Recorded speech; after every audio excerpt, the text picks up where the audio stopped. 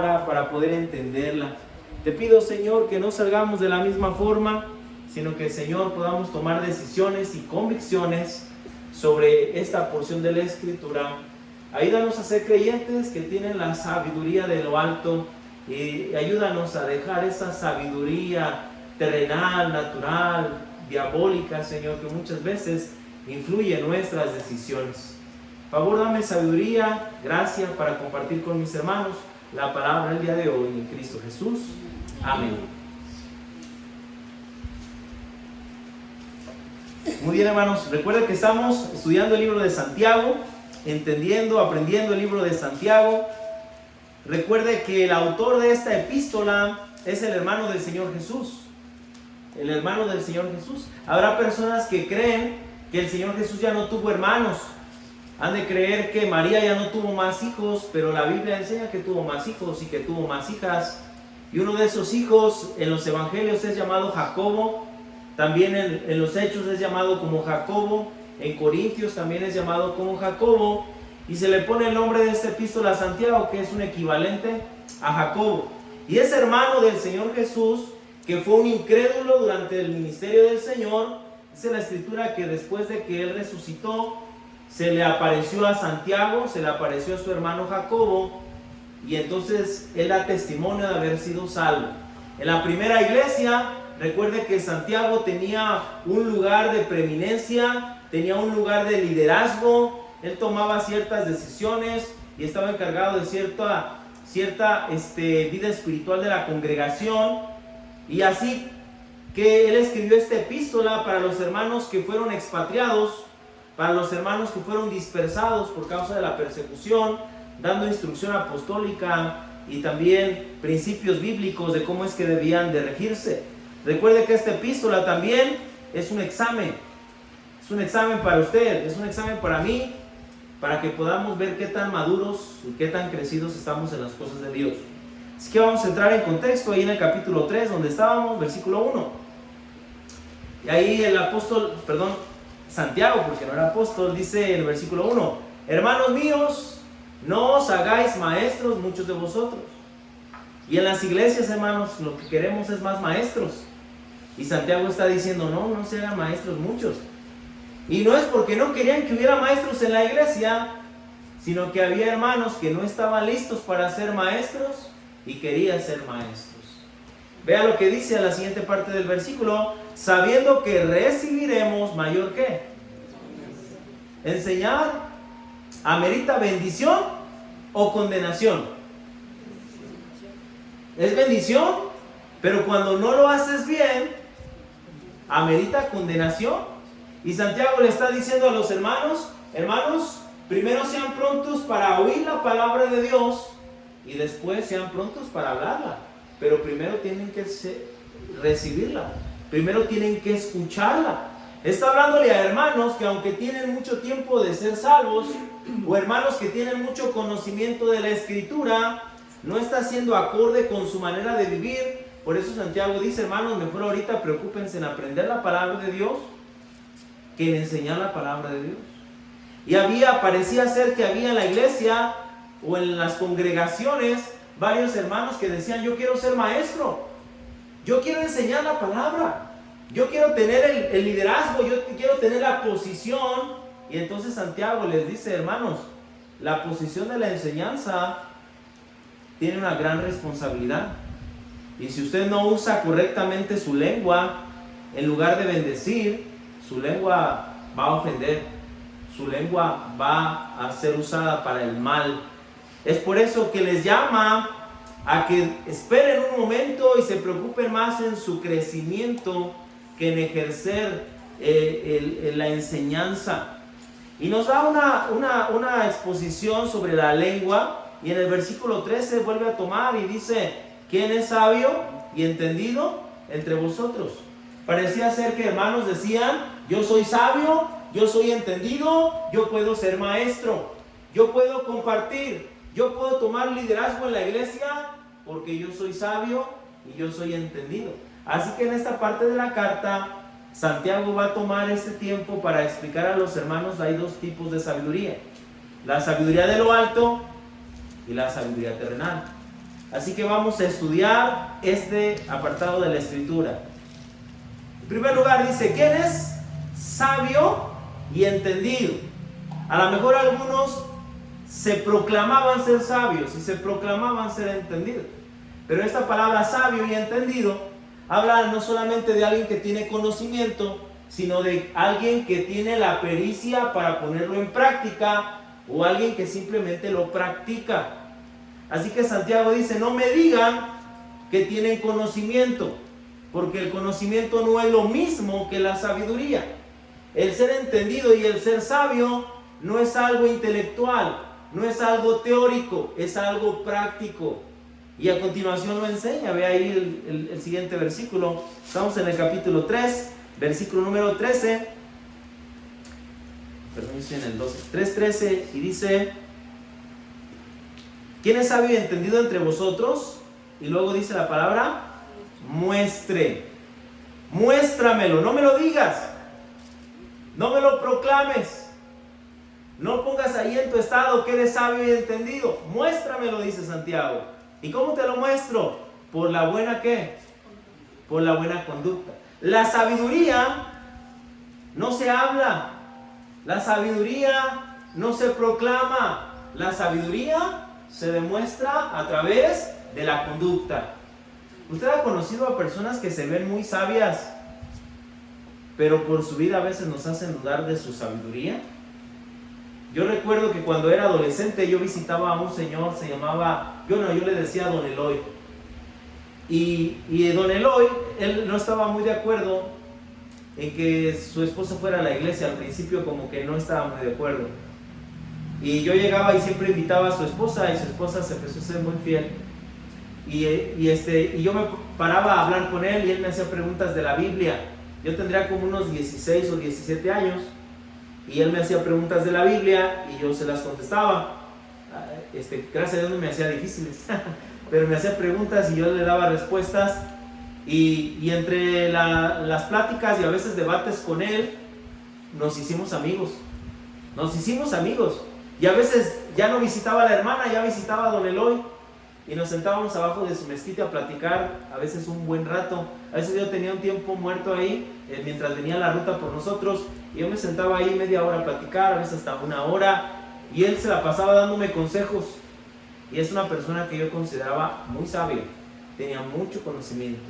Y le doy gracias a Dios porque me permitió hablarle de Cristo en muchas ocasiones. Don Eloy ya murió. Y yo tengo la fe y la esperanza de que él fue al cielo. Porque yo le hablé varias veces y en alguna de esas veces él dijo, sí, estoy dispuesto, le voy a pedir a Cristo que me salve. Y espero yo en Dios que él esté en la presencia de Dios. Pero había una duda en mí, que Don Eloy me podía dar muchos consejos y a mí me encantaba escucharlos. Y yo le consideraba una persona muy sabia. Pero había algo que yo no veía en él, que él pusiera en práctica todo lo que él me decía. Y sabes, Santiago está diciendo aquí, hermanos, no se trata de que tú sepas. Es necesario y Dios quiere que tú lo pongas en práctica. Usted en la iglesia ha aprendido mucho. Usted en la vida cristiana ha aprendido bastante. Tiene muchos años tal vez de venir, o ya tiene muchos meses de venir a la iglesia. Y dice Santiago, la sabiduría y el entendimiento no se adquiere por el tiempo, ni por el conocimiento que tengamos de la Biblia, sino por cómo vivimos. Lo demostramos con nuestra conducta, con nuestros hechos. Entonces les está derribando el argumento a todos aquellos que decían, yo quiero ser maestro porque soy sabio y entendido. Dice, espérense tantito, muéstrenmelo. Pero muéstrenmelo con su conducta. Sigamos el versículo 13. Muestre por la buena conducta sus obras en sabia mansedumbre. La mansedumbre, hermanos, es tener el poder bajo control. Poder bajo control. Quiere decir que yo puedo defenderme, pero no me defiendo. Poder bajo control. Alguien me ofende y yo puedo responderle a esa persona y sé qué decirle. Y sé qué palabras usar para lastimarlo. Y lo puedo hacer, pero no lo hago. Poder bajo control. A lo mejor alguien me hace algo y yo me puedo vengar. O yo le puedo regresar la crítica con otra crítica. El insulto con el insulto, el golpe con el golpe, pero no lo hago porque mi conducta es una conducta de mansedumbre, de tengo la capacidad y tengo el poder para hacerlo, pero no lo hago.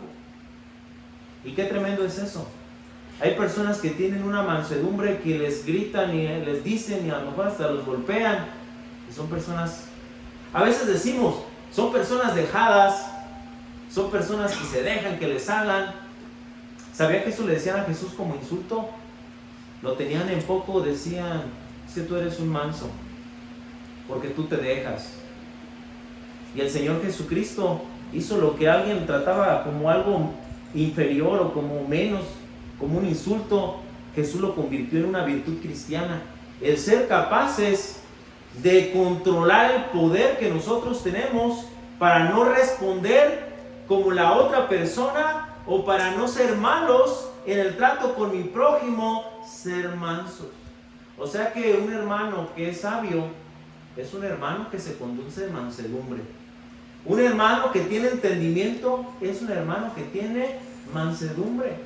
A lo mejor alguien podría decir, es que pregúntame lo que quieras de la Biblia, yo me lo sé, yo ya conozco mucho de la vida cristiana, yo tengo muchas experiencias, pero apenas le dicen algo y responde de la misma manera, se rebaja, no se comporta como un verdadero cristiano, se comporta y habla como un verdadero inconverso, y hasta groserías dice, porque esa persona no es sabia, porque esa persona no tiene mansedumbre. Y sigue diciendo, versículo 14, pero si tenéis celos amargos, no solamente dice celos, ya con celos era suficiente, pero todavía dice amargos. Esa palabra amargos era para decir un agua que no sirve, un agua que no se puede tomar, que es intomable, un agua amarga. De esa misma manera dice los celos amargos. Y dice, y contención en su corazón. La palabra contención, hermanos, habla de buscar el bien propio sin importar si tengo que pisotear a alguien en el proceso. ¿Y cuánta gente en los trabajos, con tal de que le vaya bien, es capaz de hablar mal de todos y echarle la culpa a todos, pero ellos siempre están bien? Eso es contención en el corazón. Eso se utilizaba mucho porque gente de la política en delante de los romanos lo hacía mucho para quedar bien. No le hace que tenga que pisotear a medio mundo. Yo quiero estar bien, yo quiero buscar mi propio beneficio. Aquí Santiago está diciendo, toda aquella persona que vive teniendo esos celos amargos, esa codicia, esa envidia, y busca todo eso para su propio bien, sin importar si lastima a otros. Esa es la conducta de alguien que no tiene una buena sabiduría, una sabiduría de Dios. Y luego dice, no os jactéis ni mintáis contra la verdad. ¿De qué se jacta la persona que no es sabia? De ser sabio. Se jacta de decir, yo tengo sabiduría. Se pone a mentir diciendo, yo tengo sabiduría, yo soy una persona entendida. Y Santiago está diciendo, si tú eres un celoso, si tú eres un envidioso, si hay celos amargos en ti, si tú buscas tu propio bien, estás dispuesto a hacer mal a otros, si tú no eres manso, sino al contrario, tú eres dinamita que explotas, no te jactes de que eres sabio. No digas con tu boca que eres sabio, no digas que eres entendido. No mientas diciendo que lo eres porque realmente no lo eres. Versículo 15, porque esta sabiduría no es la que desciende de lo alto. Recuerde que Santiago había dicho unos versículos antes, toda buena dádiva y todo don perfecto desciende de lo alto, del Padre de las luces. Dice, esta sabiduría no viene del Padre de las luces, sino que es una sabiduría terrenal, animal y diabólica. Toda aquella persona que no tiene la sabiduría de Dios, que no responde conforme a la sabiduría de Dios, está respondiendo conforme a la sabiduría terrenal, animal y diabólica. Espere, ¿un cristiano puede hacer eso? Sí, un cristiano también puede hacer eso. Y es más, en muchas ocasiones lo hemos hecho. Respondemos con una sabiduría terrenal. ¿Qué es terrenal? Este mundo. Respondemos conforme a la sabiduría de este mundo. Tenemos un problema en casa y lo queremos solucionar como el mundo lo soluciona. Tenemos un problema en el matrimonio y queremos arreglar el matrimonio como el mundo lo soluciona. ¿Cómo lo solucionan? Dicen tú por tu lado y yo por el mío. Y desde aquí se rompió una casa y cada quien para su casa. Sabiduría terrenal. Como el mundo soluciona los problemas. Prefiero no ver los problemas porque si no los veo, ahí no están. Vemos que nuestros hijos se caen a pedazos espiritualmente. Vemos que nuestros hijos están batallando y están mal. Y decimos, si no lo veo, no pasa nada. Y tratamos de arreglar las cosas como el mundo las arregla. Y el mundo hace cosas malas para buscar sus propios fines. Y decimos, yo también lo hago. Y nos conducimos como gente del mundo. Y el tránsito nos dice, yo te voy a dejar ir si me das un dinero. Y se nos olvida que somos cristianos y actuamos con la sabiduría del mundo. Entonces sí, actuamos con la sabiduría terrenal, pero también actuamos con la sabiduría animal.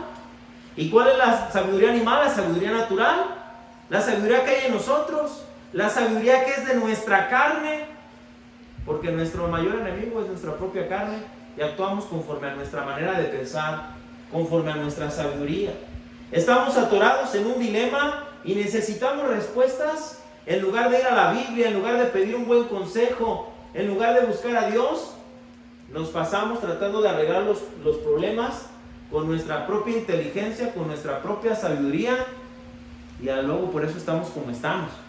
Y si el problema estaba así, ya lo hicimos así, porque lo quisimos arreglar en nuestras fuerzas, en nuestra carne. Y luego dice diabólica. Recuerda, hermanos, que detrás de todo está el diablo. Y así como el diablo usa la lengua para tener un mayor alcance y lastimar y ofender y destruir, también el diablo está atrás de la sabiduría de este mundo. Y el diablo infunde en nosotros pensamientos, y a través de esos pensamientos nos conducimos, y en lugar de seguir las pisadas del maestro, le hacemos caso a lo que el diablo nos dice, a las insinuaciones, a las tentaciones. Y no piensen, hermanos, que porque somos cristianos el diablo no nos puede tentar, porque al mismo Señor Jesús lo tentó cuando Él estaba ayunando en el desierto. Y a veces el diablo nos tienta, y a veces el diablo nos dice, deja de ser cristiano, no sacas nada bueno. A veces nos dice, ya deja de leer la Biblia, ni entiendes nada. Nos dice, deja de orar, al cabo ni Dios te escucha. Nos dice, ¿para qué eres cristiano? Estabas mejor antes de conocer a Cristo. Y quiere que renunciemos. Y a veces obedecemos la sabiduría del diablo, la sabiduría diabólica. Versículo 16. Porque donde hay celos y contención, allí hay perturbación y toda obra perversa. Y aquí Santiago está diciendo, si tú estás viviendo conforme a la sabiduría terrenal, animal y diabólica, lo único que te espera va a ser perturbación y toda obra perversa. ¿Qué es perturbación? Perturbación es desorden. Y toda obra perversa habla de toda especie de mal. ¿A usted le gustaría que el fin de su vida o que las consecuencias de sus decisiones siempre sean una vida desordenada? ¿Una vida desestabilizada? ¿Una vida de cabeza? Y que siempre esté yendo ahí mal y pecado. Y luego a veces vemos familias y decimos, ¿y cómo llegaron a ese punto? Todo está de cabeza en este lugar. Las consecuencias de vivir una vida sin la sabiduría de Dios.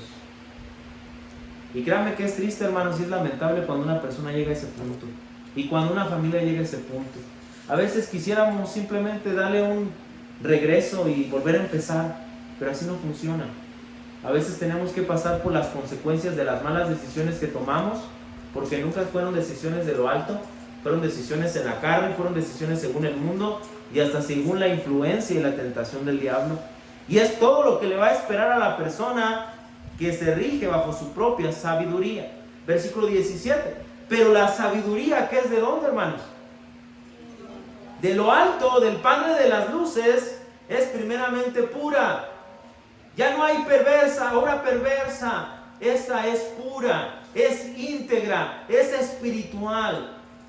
Así que la conducta de ese cristiano que es sabio es que es un cristiano que busca la pureza. Es un cristiano que busca ser íntegro espiritualmente. Es un cristiano que moralmente busca ser íntegro.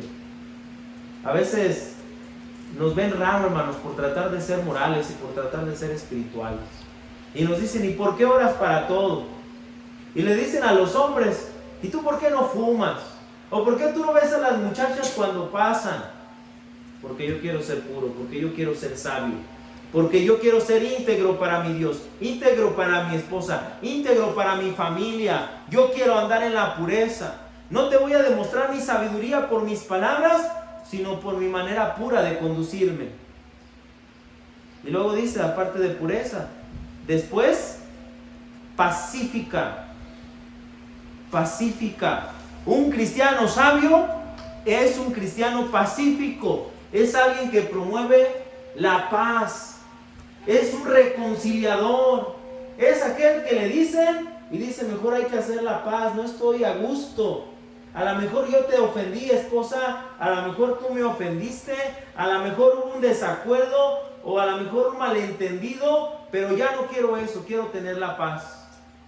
A lo mejor con un compañero de trabajo tuvimos el desacuerdo y el cristiano sabio no es el que deja que ahí se quede el desacuerdo, es el cristiano que dice, quiero hacer las paces contigo, quiero tener la paz.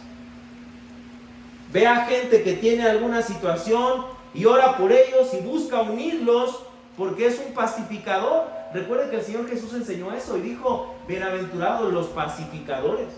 Y aquí Santiago vuelve a decir esto y dice, un cristiano sabio es un cristiano que siempre busca la paz, que promueve la paz, que puede ser considerado un pacificador. Siguiente, hermanos, amable. Y el que dijo San Luis amable, primero no fue Galindo, fue Dios. Dijo, el cristiano debe ser amable. Amable. ¿Y por qué cree que le dijeron a San Luis amable? Porque nos hace falta ser más amables. Y usted va en la calle y se ve, todo el mundo se grita y todo el mundo hace con el claxon y todo el mundo se ofende y la gente no te habla y se cambian de cera y te hacen el potosinazo. Y Dios dice, no seas así, sé amable. Y hermanos, eso no se cobra, eso no cuesta nada, es simplemente darle una sonrisa a alguien. Es que alguien llegó a la iglesia y que le diga a usted, bienvenido, qué bueno que estás aquí. Ser amable es decir, yo te veo que estás ahí trabajando, yo te ayudo. Yo quiero ser tu amigo, yo quiero ser amable. ¿Sabía usted que una característica del cristiano sabio es que es amable? O sea, que no me diga usted que es sabio, demuéstreme con su conducta que usted es amable. Porque la amabilidad es una característica de la sabiduría de lo alto. No solamente dice amable, también dice benigna. Y esta palabra benigna, hermanos, habla de estar dispuesto a aprender. Habla de una persona que está dispuesta a seguir recibiendo, a seguir cultivando, a seguir creciendo. No es una persona que dice, yo ya lo sé todo. A mí yo no necesito que alguien me diga nada. Yo no necesito que la Biblia me diga cómo criar a mis hijos. Yo no necesito que la Biblia me diga cómo vivir. Yo no necesito que la Biblia me diga con quién casarme. Un cristiano sabio es un cristiano benigno que dice, yo quiero seguir aprendiendo. Yo quiero seguir creciendo. Yo me quiero seguir cultivando. Yo estoy dispuesto a ser enseñado. Siguiente, luego dice benigna y dice llena de misericordia. Es alguien que está dispuesto a perdonar, a otorgar otra oportunidad. Es alguien que cuando falla está dispuesto a darle esa oportunidad una vez más y está dispuesto aún a sufrir con él. Y a veces nosotros somos más juiciosos que misericordiosos y establecemos juicio rápido. Y vemos a alguien que más o menos hizo algo y luego lo decimos, sí lo hizo. Y ese hermanito anda mal. Y esa hermana no está haciendo lo correcto. Y a veces somos juiciosos. Pero el cristiano sabio no es juicioso. El cristiano sabio es misericordioso. Se duele con los que están doliendo. Él con las personas que están sufriendo, sufre con ellos. y también está dispuesto a otorgarles una oportunidad más. Y vea lo que después dice. Y de buenos, ¿qué dice? Frutos. Y vea, sin incertidumbre ni hipocresía. La incertidumbre habla de constancia. Es un cristiano constante. Es un cristiano que tiene determinación de amar y ama, que trata a todos por igual. Constante, que a pesar de las tentaciones y de las pruebas sigue adelante.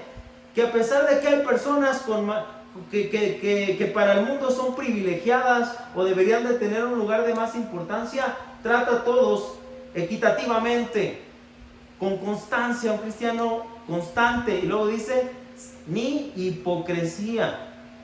Hipocresía. ¿Sabe cuál es el cristiano que no tiene hipocresía?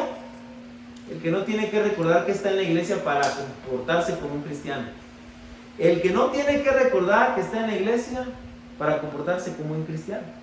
Porque a veces estamos mentalizándonos de, voy a ir a la iglesia, me tengo que comportar bien. Y les decimos a los niños, vamos a ir a la iglesia, te tienes que portar bien en la iglesia.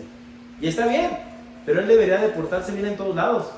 ¿Y qué cree? Usted también. ¿Y qué cree? Yo también. No deberíamos de tener esa hipocresía de decir, solamente delante del hermano, delante del pastor, delante de la congregación, y allá afuera ya se me olvidó que soy cristiano. El cristiano sabio es el cristiano que es constante y que no hay hipocresía en su vida. Versículo 18. Y el fruto de justicia se siembra en paz. Para aquellos que hacen no solamente es un cristiano pacífico, es un cristiano que tiene como consecuencia de su sabiduría la paz de Dios. La paz de Dios. ¿Cuánto vale la paz, hermanos?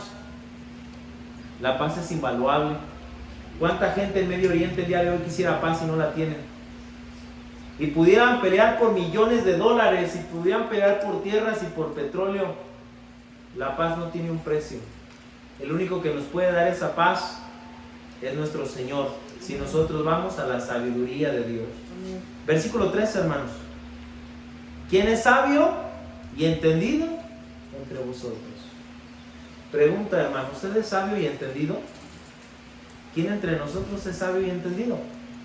No lo digamos con nuestra boca, digámoslo con nuestros hechos, con nuestra conducta. ¿Somos mansos? ¿Somos puros? ¿Somos pacíficos, pacificadores? ¿Somos amables? ¿Somos benignos y estamos dispuestos a aprender? ¿Somos constantes? ¿Somos genuinos y no hipócritas? ¿Quién entre vosotros o quién entre nosotros son sabios y son entendidos? Capítulo 1 de Santiago, por favor. Capítulo 1. Si usted se encuentra pensando en este momento, yo pienso que no soy tan sabio como yo debería. Yo creo que yo no soy ese sabio y yo no soy ese entendido. Vea lo que dice el versículo 5, capítulo 1, versículo 5. Y si alguno de vosotros tiene falta de ¿qué? De sabiduría, pídala a Dios, el cual da a todos abundantemente y sin reproche, y le será. Y gracias a Dios hay esperanza para nuestra vida. Si usted no ha estado viviendo con la sabiduría de Dios, Dios dice, ven a mí y pídeme la sabiduría. Y yo estoy dispuesto a darle a todos. Y no un poquito, sino abundantemente.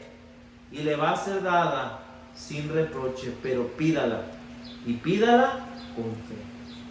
¿Usted el día de hoy necesita pedir la sabiduría de Dios? Yo sí, yo necesito la sabiduría de Dios. Yo no quiero fracasar. Yo no quiero que mi vida y mi casa estén de cabeza y todo desordenado. Y que haya pecado en mi vida y en mi familia. Yo quiero paz. Yo quiero la sabiduría de lo alto. Vamos a orar. Padre, le damos gracias porque nos has permitido abrir la palabra y, Señor, encontrar en ella verdades tan prácticas, Señor.